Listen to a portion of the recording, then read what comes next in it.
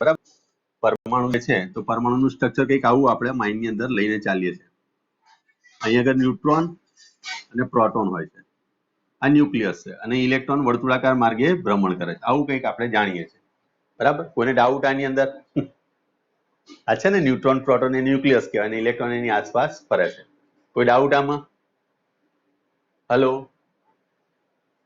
કોઈ ડાઉટ છે? ઓકે. હવે આધુનિક વિજ્ઞાન આપણને એવું કહે છે કે ભાઈ ન્યુટ્રોન અને પ્રોટોન પણ વધારે મૂળભૂત એવા કણોના બનેલા છે. આમ તો શરૂઆતમાં જયારે આપણે 8મા 9મા મળીએ ત્યારથી થોડુંક આપણને ખ્યાલ પડે કે ભાઈ ઇલેક્ટ્રોન છે, પ્રોટોન છે, ન્યુટ્રોન છે, ન્યુક્લિયસ છે. ઇલેક્ટ્રોન ન્યુક્લિયસની આસપાસ ભ્રમણ કર્યા કરે છે, વર્તુળાકાર માર્ગે ભ્રમણ કરે છે. આવી બધી બાબતો થોડી 8મા 9માંથી આપણા માઇન્ડમાં હોય.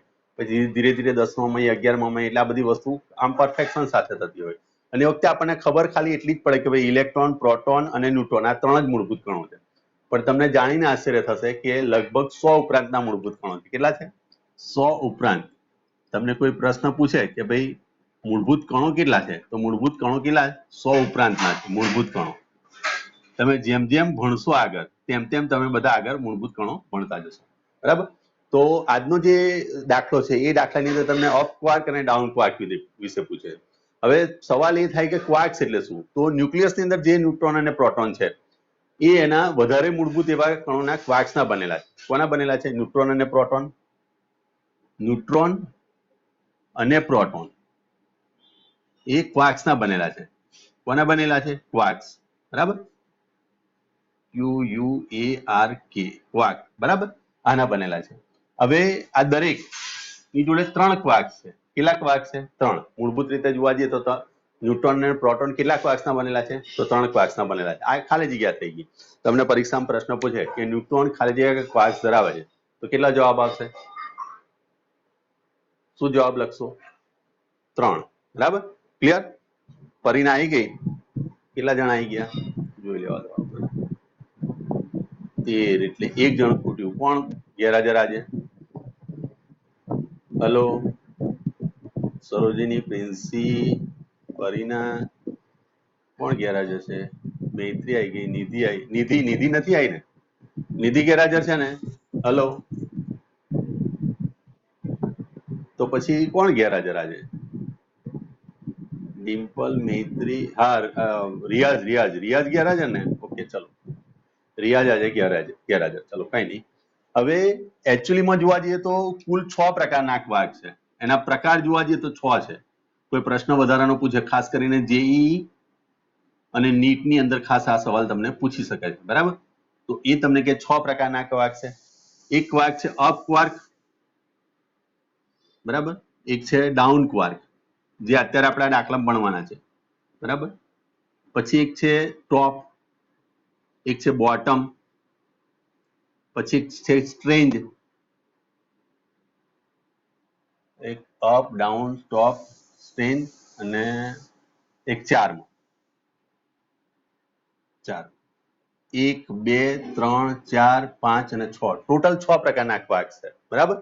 કેટલા પ્રકારના ક્વાર્ક છે? 6 પ્રકારના. મેં જસ્ટ તમને માહિતી આપી. બરાબર. રેર કેસમાં તમારા બોર્ડની અંદર આ વસ્તુ પૂછે. બોર્ડની અંદર ફક્ત કદાચ અપ અને ડાઉન ક્વાર્કમાં જ પૂછે. બરાબર. અને આ દાખલો તમારો વધારાના સ્વાધ્યાયનો દાખલો છે. તો તમને એવું સાબિત કરવાનું કીધું કે તમે પ્રોટોનનું અને ન્યુટ્રોનનું બંધારણ એ તમારે સાબિત કરવાનું. પ્રોટોનનું બંધારણ છે UUD અને આનું છે UDD. યુ નો મતલબ થાય અપ ક્વાર્ક અને ડી નો મતલબ થાય ડાઉન ક્વાર્ક. તો તમારે આગળ સાબિત કરવાનું છે કે પ્રોટોનનું બંધારણ એ UUD છે અને ન્યુટ્રોનનું બંધારણ એ UDD છે. એવું સાબિત કરો, એવું આપણને કીધેલું છે. બરાબર. તો આપણે આ દાખલો આપણે શરૂઆત કરીએ. આટલો ખ્યાલ આવી ગયો કે ટોટલ દુનિયાની અંદર 6 પ્રકારના ક્વાર્ક છે. કયા કયા? ચાર્મ છે, સ્ટ્રેન્જ છે, બોટમ છે, ટોપ છે, ડાઉન ક્વાર્ક છે અને અપ ક્વાર્ક છે. આટલા 6 પ્રકારના ક્વાર્ક છે. ક્વાર્કની એક ખાસિયત છે કે ક્વાર્ક હંમેશા જોડમાં જ આવે છે. એ કદી એકલો અટુલો ક્વાર્ક જોવા ના મળે. તમને એકલો અપ ક્વાર્ક જોવા ના મળે, એકલો ડાઉન ક્વાર્ક જોવા ના મળે. આ ખાસ યાદ રાખજો. ક્વાર્ક હંમેશા કેવા હશે? ક્વાર્ક હંમેશા કેવા હશે?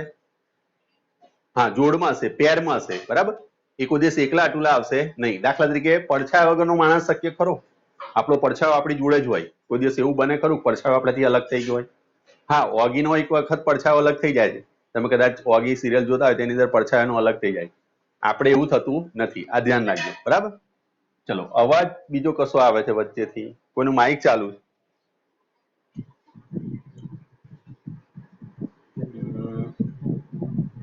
કોનું માઇક ચાલુ હતું? ચલો બધા માઇક બંધ રાખજો તમારું, હું પૂછું ત્યારે જવાબ આપજો, બરાબર? એ તો પેલો ડિસ્ટોર્શન આવશે અંદર, બરાબર? આગળ જતા તમારે ડિસ્ટોર્શન એ ભણવાનું છે, બરાબર? તો આજે આપણે દાખલો ગણવાનો છે ક્વાર્ક્સ નો, જે આપણે જાણી રહ્યા છે કે અપ ક્વાર્ક્સ અને ડાઉન ક્વાર્ક્સ બે પ્રકારના ક્વાર્કના બનેલા છે. પ્રોટોન અને ન્યુટ્રોન એ અપ અને ડાઉન ક્વાર્ક્સના બનેલા છે. આ થિયરી છે, ધ્યાન રાખજો. પ્રશ્ન પૂછે કે ભાઈ પ્રોટોન અને ન્યુટ્રોન કોના બનેલા છે, તો અપ અને ડાઉન ક્વાર્ક્સના. અપ ક્વાર્ક છે એનો વિદ્યુતભાર +2/3e છે. ડાઉન ક્વાર્ક છે એનો વિદ્યુતભાર -1/3 e છે. આ એનો વિદ્યુતભાર થયો. ચલો કોઈ પરીક્ષામાં પ્રશ્ન પૂછે કે અપ ક્વાર્ક નો વિદ્યુતભાર ખાલી જગ્યા, તો શું જવાબ આવશે?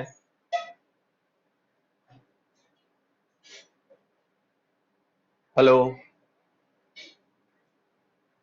અપ ક્વાર્ક નો વિદ્યુતભાર +2/3e, ડાઉન ક્વાર્ક નો વિદ્યુતભાર -1/3 e. ક્લિયર આટલી વસ્તુ? અવાજ આવે છે મારો કે નથી આવતો અવાજ? હેલો, હા તો તમે બોલતા નથી યાર, બિલકુલ ચા નાસ્તો કરીને બેઠા ને, કેમિસ્ટ્રી નો પીરિયડ ભરી લીધો એટલે થાકી ગયા કે શું? હે માનવ, એવું તો નથી ને ભઈલું? ચલો અહીં ધ્યાન આપી દેજો. તો અહીંયા આગળ ઉપર લખી દઉં છું +2/3e -1/3 e. હવે આપણે સાબિત એવું કરવું છે કે આ એક અપનો અને બે ડાઉનનો બનેલો છે, આ બે અપ અને એકનો ડાઉનનો બનેલો છે, એવું આપણે સાબિત કરવું છે. આનું બંધારણ તમારે સાબિત કરવાનું છે UDD, અને આનું બંધારણ તમારે સાબિત કરવું છે UUD. ક્લિયર? ચલો તો પ્રોટોન માટે આપણે પહેલા લઈએ કે ધારો કે પ્રોટોન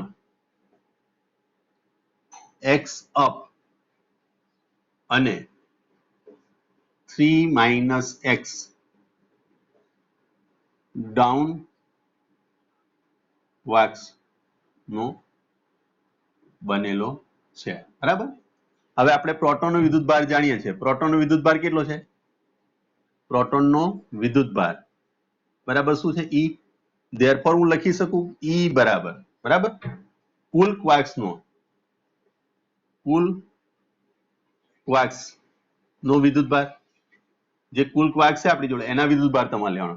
તો x અપ છે તો અહીંયા આગળ x અપ, તો અપ માટે તમે અહીંયા આગળ લખશો u, બરાબર, ઇન્ટુ x આવી જશે. ક્લિયર? પ્લસ ડાઉન માટે તમે અહીં લખશો d અને આગળ લખશો 3 - x. આ રીતે થાય. હવે અપ જે ક્વાર્ક છે એનું આપણે જે વિદ્યુતભાર ધારીએ છીએ કેટલો ધારેલો છે, તો +2/3e ex પ્લસ d બરાબર શું લખેલું છે, તો -1/3 e. આ વિદ્યુતભાર છે, આ જે u અને d લખેલું છે એનો વિદ્યુતભાર, બરાબર? અથવા તો તમે એવું લખો, આ તમારે જો આ સમજ ના પડતી તમે એવું લખી શકો કે અપ ક્વાર્ક્સ નો વિદ્યુતભાર ગુણ્યા આપણે એની અંદર કેટલા ધારે છે x વત્તા ડાઉન ક્વાર્ક્સ નો વિદ્યુતભાર ગુણ્યા 3 - x, બરાબર? આપણે ટોટલ તો કેટલા 3 જ ક્વાર્ક્સ તો બનેલા છે, તો 3 માંથી એક x આમાં ધાર્યો તો પેલો આવશે 3 - x, બરાબર? સમજ પડી આ બે સ્ટેપ લખ્યા એમાં? હેલો, હા કે ના? માનસી, પરીના, ઓકે. ચલો તો હવે અહીંયા આગળ તમે લખશો અપ ક્વાર્ક નો વિદ્યુતભાર, તો અપ માટે લખાય છે 2/3e ઇન્ટુ અહીંયા આગળ આવી જશે x પ્લસ આના બરાબર શું લખાશે, તો -1/3 e. આ કે ડાઉન ક્વાર્ક નો વિદ્યુતભાર -1/3 e છે, મેં હમણાં જ લખ્યો જો -1/3 e, અને અહીંયા આગળ આવશે 3 - x, અને પ્રોટોન નો વિદ્યુતભાર તમે જાણો છો e. ધેરફોર e બરાબર +2/3e માઇનસ અંદર ગુણાશે એટલે આ 3 કેન્સલ થશે, માઇનસ e થશે, આ માઇનસ માઇનસ પ્લસ થઈ જશે, તો અહીંયા આગળ તમારી જોડે આવશે ex/3, બરાબર? ચલો હવે જુઓ આની અંદરથી અહીં x રહી ગયો. ચલો હવે આની અંદરથી તમે x કોમન બી કાઢી શકો છો, અથવા તો પેલા બે નું સમેશન કરો. આ 3 છે લસા, અહીં 3 છે લસા, તો આ બંનેનું સમેશન થશે, એટલે અહીં તમે લખશો 2ex + ex/3 માઇનસ e, 2 ને 1 3 થઈ ગયા, 3ex/3 - e. Is equal to e. તો અહીંયા આગળથી તમે જોઈ શકો છો કે આ 3 3 કેન્સલ થશે, બરાબર, અને બધામાંથી ઈ કોમન નીકળી જશે, એ કેન્સલ આઉટ થશે, તો 1 ઇઝ ઇક્વલ ટુ આવશે તમારી જોડે x minus 1. therefore x is equal two 1 plus 1, that means કે 2. જો x બરાબર 2, એનો મતલબ કે અપ ક્વાર્ક તમારી જોડે છે 2, તો અહીંયા આગળ 2 તમે કિંમત મૂકો. x બરાબર જો 2 મૂકવો તો 3 માઇનસ 2, ધેટ મીન્સ કે 1. તો અપ ક્વાર્ક કેટલા છે? પ્રોટોનમાં 2 છે, અને ડાઉન ક્વાર્ક કેટલા છે? તો 1 છે. તો એનું બંધારણ જો તમે લખવા જાઓ, પ્રોટોનનું બંધારણ ક્વાર્ક્સના સંદર્ભમાં બંધારણ, તો લખાય યુ એકવાર, બીજી વાર યુ, એટલે 2 અપ અને 1 ડાઉન. ચલો, ખ્યાલ આવ્યો? સમજ પડી? પ્રિન્સી, પરીના, માનસી, માનવ, મિતુલ, રિયાઝ સિવાયના તમામ કોને કન્ફ્યુઝન આમાં? હેલો, ઓકે, ચલો, વેરી ગુડ. એ જ રીતે હવે તમારે ડાઉન માટે સાબિત કરવું, એટલે કે કોની માટે? તો ડાઉન ક્વાર્ક્સ એટલે કે ન્યુટ્રોન માટે સાબિત કરવું છે, બરાબર. ચલો, તો આ હું કાઢી નાખું તો ન્યુટ્રોન માટે આપણે સાબિત કરીએ. તો યાદ રાખજો, પ્રોટોનનું બંધારણ થાય UUD. શું થશે? પ્રોટોનનું બંધારણ શું થશે? UUD, બરાબર. તો હવે અહીંયા આગળ એવું ધારી રહ્યું છે કે ન્યુટ્રોન જે છે, ન્યુટ્રોન એ x અપ અને 3 માઇનસ x ડાઉન નો બનેલો છે એવું ધારી લો ન્યુટ્રોન માટે, અથવા y લઈ લો. ચલો, y અપ ધરાવે છે, અને આગળ y, બરાબર, બંને x x ભેગા ના થાય. હવે ન્યુટ્રોનનો વિદ્યુતભાર તમે જાણો છો, ન્યુટ્રોનનો વિદ્યુતભાર કેટલો છે? બોલો. 0 છે. therefore 0 બરાબર કુલ ક્વાર્ક્સ નો વિદ્યુતભાર એ થવો જોઈએ જેટલા ક્વાર્ક્સ નો બનેલો છે. તો આપણે એવું ધાર્યું છે કે y અપ છે, તો અહીંયા આગળ તમે લખશો કે y અપ એટલે કે અપ ક્વાર્ક્સ નો વિદ્યુતભાર કેટલા? તો y અપ ક્વાર્ક્સ નો પ્લસ 3 માઇનસ y, બરાબર, એ ડાઉન ક્વાર્ક્સ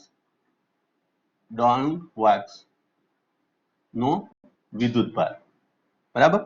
અપ ક્વાર્ક નો વિદ્યુતભાર ગુણ્યા તમારે y કરવાના છે, અને આના ગુણ્યા 3 માઇનસ y કરવાના છે, બરાબર. ચલો, અપ ક્વાર્ક બરાબર આપણી જોડે શું છે? તો +2/3 e into y આવશે, પ્લસ ડાઉન ક્વાર્ક માટે લખશો તમે -1/3 e into 3 માઇનસ y, અને આના બરાબર લખાય 0. બોલો, ખ્યાલ આવ્યો? જે કેલ્ક્યુલેશન મેં સેટ કર્યું એમાં ખ્યાલ આવ્યો તમને? કોઈ કન્ફ્યુઝન હોય તો મને પૂછતા રહેજો. બોલો, ખ્યાલ આવ્યો? હેલો, ઓકે, ચલો. તો અહીંયા આગળ આવશે +2/3 EY, બરાબર. ચલો, માઇનસ આ 3 3 કેન્સલ થશે, માઇનસ ઈ એકલો આવશે, અહીંયા આગળ થશે માઇનસ માઇનસ પ્લસ, અહીંયા આગળ આવી જશે EY/3. આ બેને ભેગા કરો કારણ કે બંનેનો લસા સરખો છે, એટલે 2EY પ્લસ EY/3 માઇનસ ઈ, 2 ને 3 થઈ ગયો, 3EY/3 માઇનસ ઈ, બરાબર.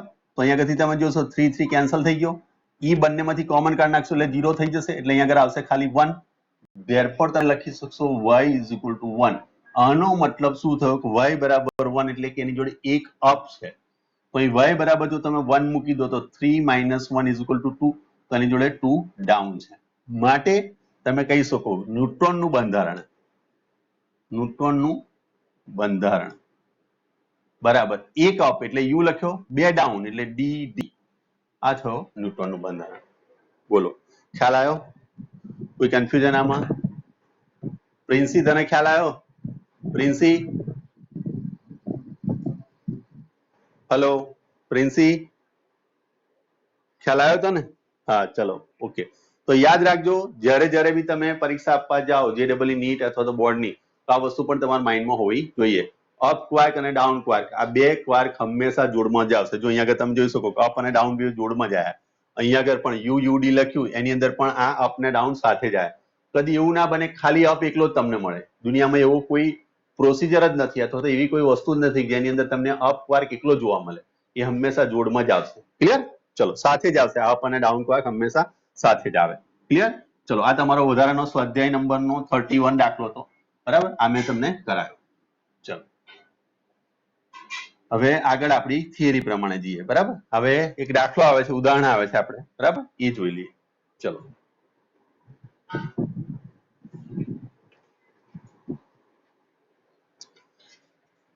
ચલો, દાખલા નંબર 2.2 2.2 એ આપણને એવું કહે છે કે બે વિદ્યુતભાર આપણને આપેલા છે, એકબીજાથી 15 સેન્ટીમીટર અંતરે. આ દાખલો કરાયેલો છે મેં? હેલો, હા. Q1 બરાબર 3 × 10⁻⁸ કુલમ, 8 જ છે ને? હા. અને Q2 બરાબર તમારી જોડે છે -2 × 10⁻⁸ કુલમ. આ વિદ્યુતભાર છે. R બરાબર તમને અહીં 15 સેન્ટીમીટર આપેલું છે. તો હવે તમને એમ કે છે કે બે વિદ્યુતભારોની જોડતી રેખાના પરના કયા બિંદુએ વિદ્યુત સ્થિતિમાન શૂન્ય હશે? અનંત માટે તમે શૂન્ય ધારી લો, બરાબર. V of infinite is equal to 0 લેવાનું છે. અને હવે તમારે આ બંનેને જોડતી રેખા, દાખલા તરીકે અહીંયા આગળથી તમે Q1 વિદ્યુતભાર લીધો અને એક અહીંયા આગળ તમારી જોડે Q2 વિદ્યુતભાર છે. Q1 બરાબર તમારી જોડે છે 3 × 10⁻⁸ કુલમ અને અહીંયા આગળ છે તમારી જોડે -2 × 10⁻⁸ કુલમ. ક્લિયર? ચલો, હવે આને આપણે ઉગમ બિંદુ પર છે એવું વિચારીએ તો અહીંયા આગળથી આટલું અંતર તમારું થશે 15 સેન્ટીમીટર. એટલે 15 ગુણ્યા, હું આમ લખી શકું 10⁻², મીટરમાં કન્વર્ટ કરી નાખો તો બી ચાલશે. ચલો, હવે તમારે આ બે વિદ્યુતભારો વચ્ચેનું એવું બિંદુ વિચારવાનું કે જે બિંદુએ વિદ્યુત સ્થિતિમાન શૂન્ય થાય, બરાબર. તો આપણે એવું ધારીને ચાલીએ કે ધારો કે Q1 વિદ્યુતભારથી x અંતરે વિદ્યુત સ્થિતિમાન શૂન્ય થાય છે. વિદ્યુત સ્થિતિમાન શૂન્ય બને છે. તો આપણે અહીંયા આગળથી એવું વિચારી લે કે આ x અંતર છે, બરાબર. તો આ અંતર કેટલું થાય બોલો? અહીંથી x અંતર ધાર્યું આપણે, બરાબર. તો આ અંતર કેટલું થશે? 15 - x લખાશે સેન્ટી × 10⁻² લઈ લો. આ x મીટર છે એવું વિચારી લો. ક્લિયર આટલી વસ્તુ? ચલો, તો હવે આપણી જોડે બે વિદ્યુત સ્થિતિમાન શોધવાના છે. તો Q1 થી x અંતરે વિદ્યુત સ્થિતિમાન આપણે વ્યાખ્યા મુજબ જો જોવા જઈએ તો V1 લખીએ ઇઝ ઇક્વલ ટુ લખાય K Q1 અપોન એનું અંતર જે હતું એ x અંતર છે, અને ઇક્વેશન નંબર 1 આપી દો. એ જ રીતે Q2 થી કેટલું થશે? આ અંતર તમારું કેટલું થશે? તો 15 - x × 10⁻² મીટર, બરાબર. મીટરમાં આપણે કર્યું અને સેન્ટીમીટરમાં રાખશો તોય વાંધો નથી આવવાનો, એ કેન્સલ આઉટ જ થવાના, બરાબર. ચલો, વિદ્યુત સ્થિતિમાન V2 બરાબર શું લખાશે? તો K Q2 અપોન શું લખાશે? 15 - x × 10⁻². આ ઇક્વેશન નંબર 2 થયું. પણ શરત પ્રમાણે શું થવું જોઈએ? V1 + V2 = 0 છે. આપણે 0 શોધવાનું છે. એ શૂન્ય આપણે ધાર્યું. therefore તમે એંગલ લખશો K Q1 upon x plus K Q2 upon અહીં × 10⁻² લઈ લો, બરાબર. ચલો, 15 - x × 10⁻² = 0. તો પેલું આ પદ તો સીધું પેલી બાજુ એટલે 0 થાય.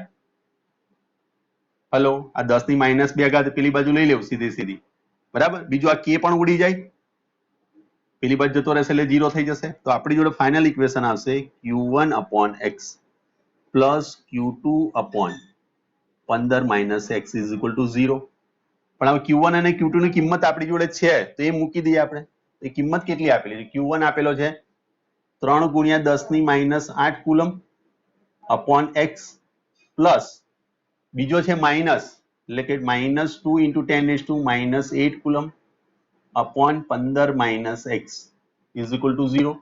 આ 10⁻8 બંનેમાંથી કોમન કાઢીને પેલી બાજુ લઈ જઈએ એટલે 0 થાય. હેલો, ખ્યાલ આવ્યો? ચલો, તો આપણી જોડે ફાઇનલ ઇક્વેશન આવશે x/3, બરાબર. પછી આ બાજુ અહીં થઈ જશે -2 અપોન 15 - x = 0. તો સ્વાભાવિક વસ્તુ છે કે અહીંયા આગળથી તમે ડાયરેક્ટ બી અહીં લખી શકો છો કે આ પદને પેલી બાજુ લઈ જાઓ એટલે 0 થઈ જાય, 0 ની પેલી બાજુ લઈ જાય થઈ જાય એટલે પ્લસ થઈ જવાનું. તો x/3 is equal two 2/15 - x લખાય, આખું પદ પેલી બાજુ લઈ ગયો. હવે આનો ક્રોસ ગુણાકાર કરો અને અહીં ગુણો અને આ બાજુ ગુણો તો અહીંયા આગળ આવશે x 15 - x બરાબર 3 × 2 એટલે તમારી જોડે આવ્યો 6.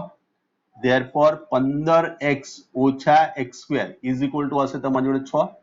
ક્લિયર આટલી વસ્તુ? આ પદને પેલી બાજુ લઈ જાઓ તો અહીંયા આગળ થઈ જશે તમારી જોડે કેટલું, જો 15 એટલે x² - 15x અને +6 ઇઝ ઇક્વલ ટુ 0. ચલો 6 × 6 ના ભાગ પાડો 2, 15 આવવા જોઈએ. શું થાય બોલો? x બરાબર 15 ને 2 છે ને 15, હા 3 × 2 = 6 થયા. બરોબર કંઈક ગડબડ કરી લાગે છે. x/3 મેં ઉલટાઈ દીધું, અહીં ઉલટાઈ દીધું પદ. તમે લોકોએ મને કીધું નહીં, પદ ઉલટાઈ ગયું. જો 3/x - 2 કેટલા થશે? 15 - x ઇઝ ઇક્વલ ટુ 0. માટે અહીં આગળ થઈ જશે તમારી જોડે આને પેલી બાજુ લેજો એટલે કે 3/x is equal two 2/15 - x.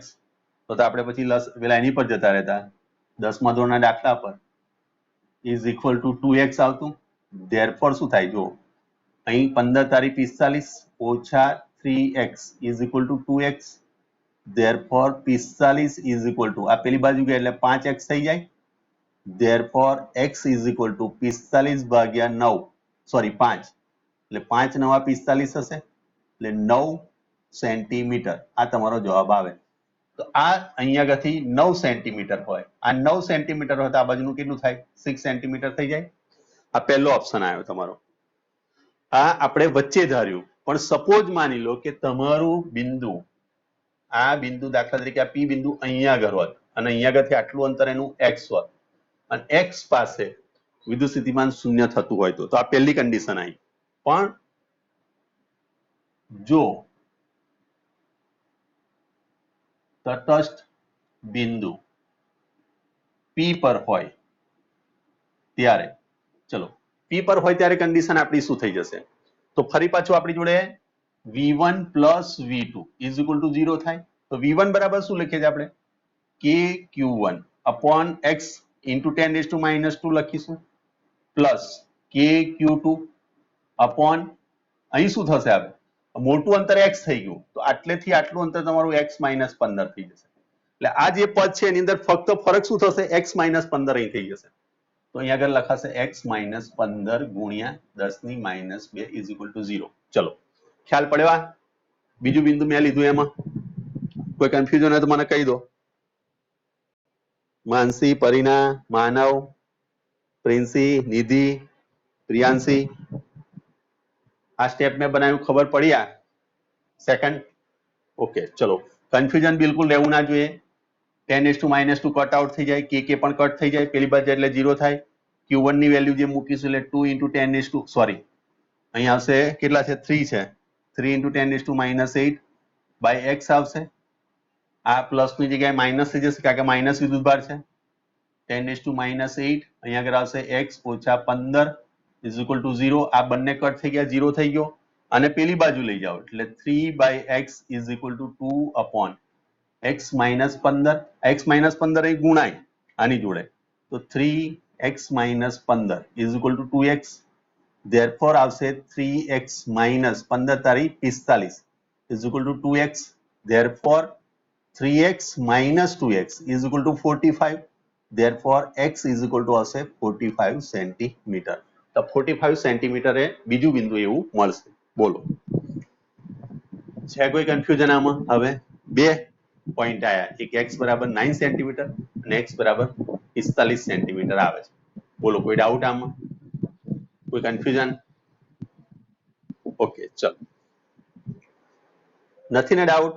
Mitul, હર્ષ, મિતુલ, હર્ષ, તમે લોકો બોલો કઈ. મિતુલ, ઓકે, હર્ષ, ઓકે ચલો વેરી ગુડ. તો બધાને સમજ પડી ગઈ છે, માનવને પણ સમજ પડી ગઈ છે, હું ધારીને ચાલુ છું. ચલો તો સ્વાધ્યાયનો પહેલો દાખલો કાઢો. સ્વાધ્યાયનો પહેલો દાખલો કાઢો દરેક જણ અને રકમ વાંચો. ચલો સ્વાધ્યાયનો પહેલો દાખલો.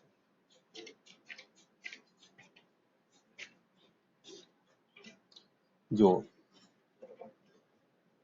5 ઇન્ટુ ગુણ્યા 10 ની -8 અને -3 ગુણ્યા 10 ની -2 વિદ્યુતભાર એકબીજાથી 16 સેન્ટીમીટર રહેલા જેઓ બે વિદ્યુતભારોને જોડતી રેખા પરના કયા બિંદુઓ અથવા તો બિંદુએ સ્થિતિમાન શૂન્ય થાય અનંત અંતરે શૂન્ય લો. સેમ ટુ સેમ દાખલો છે. હેલો, સેમ ટુ સેમ દાખલો છે, ગણી શકાય. હેલો, કોઈ કન્ફ્યુઝન આમાં લાવી શકાશે ને?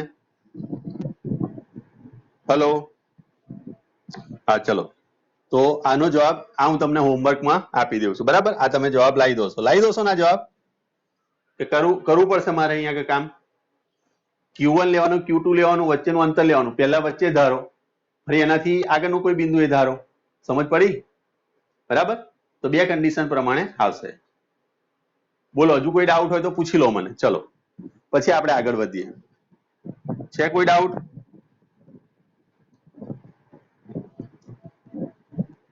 ઓકે ઓકે, ચલો વેરી ગુડ. ચલો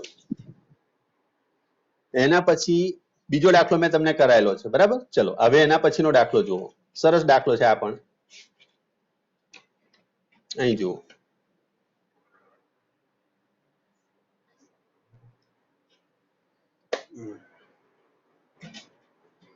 જો આકૃતિ આપણને આપેલી છે.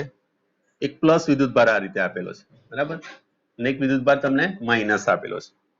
હવે અહીંયા આગળ ક્ષેત્રરેખા આ રીતે બતાવેલી તમને. ક્ષેત્રરેખા આ રીતે બતાવેલી. પ્લસ એટલે સ્વાભાવિક છે ક્ષેત્રરેખા બહારની તરફ હોય. ચલો ક્લિયર. ચલો, અને માઇનસ છે એ અંદરની તરફ હોય. માઇનસ અંદરની તરફ હોય. બરાબર, આવું કંઈક આપણે ભણીને આયેલા છે કોઈ ડાઉટ આમાં પ્લસ માઇનસમાં? ચલો અહીંયા આગળ એક બિંદુ P છે અને એક બિંદુ અહીં Q છે. બરાબર, P અને Q.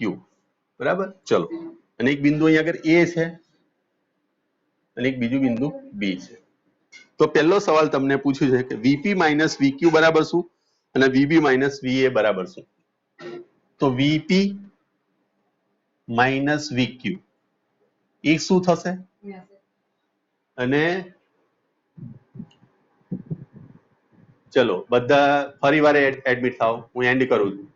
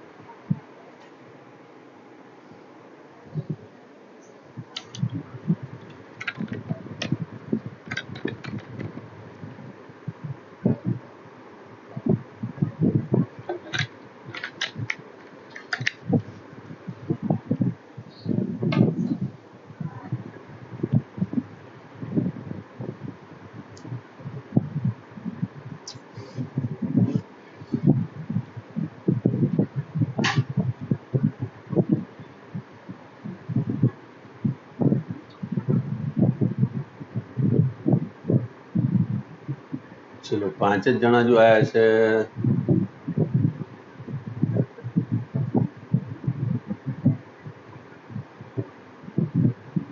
ચલો મેં ઓપન કરી દીધું. આ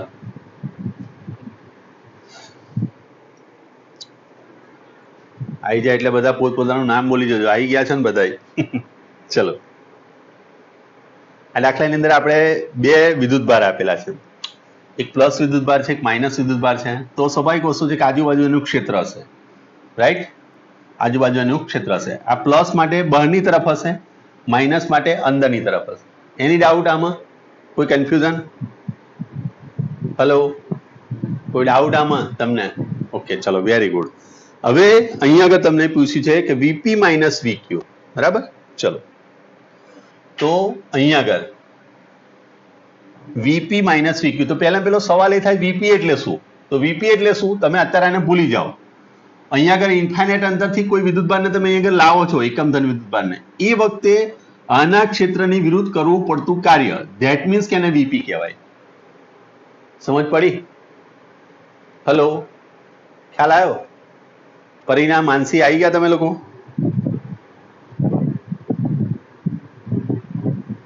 9 જ જણા આયા, હજુ સરોજની, નિધિ, પ્રિન્સી, કેમ હજુ લેટ પડે છે આ લોકો? ચલો આવી જવા દો. ઓકે, ચલો ત્યાં સુધી મને તમે કહી દો કે વી ઓફ પી એટલે શું મિનિંગ નીકળે હવે? ચલો બોલો, વી ઓફ પી એટલે શું કહેવાય? વી ઓફ પી નો મિનિંગ શું થાય? દાખલો ગણવો હોય ને તો આરામથી ગણી નાખું છું, એકદમ ઇઝીલી. તમે ફટાફટ કહો છો ફટાફટ આપણે ગણી નાખીશું, પણ તમારા માઇન્ડમાં નહીં હોય તો તમે દાખલો ગણશો શું?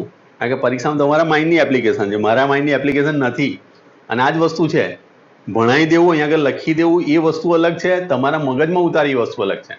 અને તમે તમારા મગજમાં ગ્રહણ કરવાની કોશિશ કરો. મારો ગોલ તમે સમજો છો ને? સરોજિની, નિધિ, માનવ, હલો, પરિણા આવી ગઈ? પરિણામ માનસી આવી ગયા તમે લોકો? Hello, okay. તો સમજવાનો પ્રયત્ન એ કરજો. દાખલો ગણવો એકદમ ઈઝી છે ભાઈ. દાખલો તો ઉદાહરણનો દાખલો છે, બેઠે બેઠો હું તમને કહી શકું છું, બરાબર? ચલો, બેઠે બેઠો તમે અહીંયા આગળ એનો જવાબ લખી શકો છો. હું તમને કહી શકું હોમવર્કમાં લઈ લો છો, તો તમે આરામથી મને કહો ઓકે સર અમે હોમવર્કમાં લખી લે. પણ મારે એવું નથી જોઈતું, મારે તમારા મગજમાં લખેલું જોઈએ.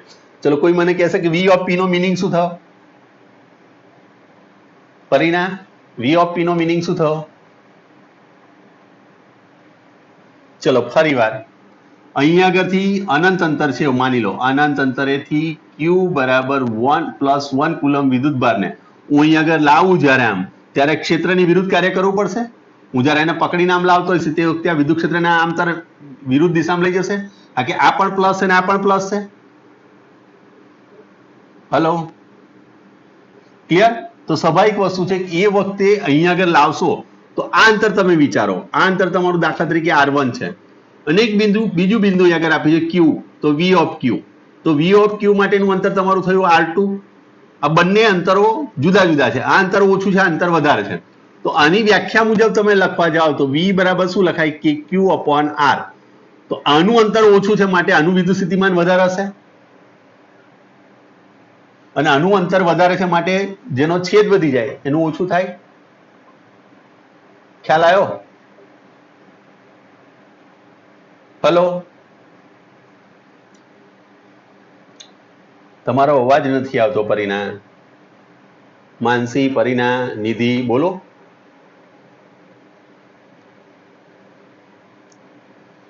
ચલો ફરી વાર,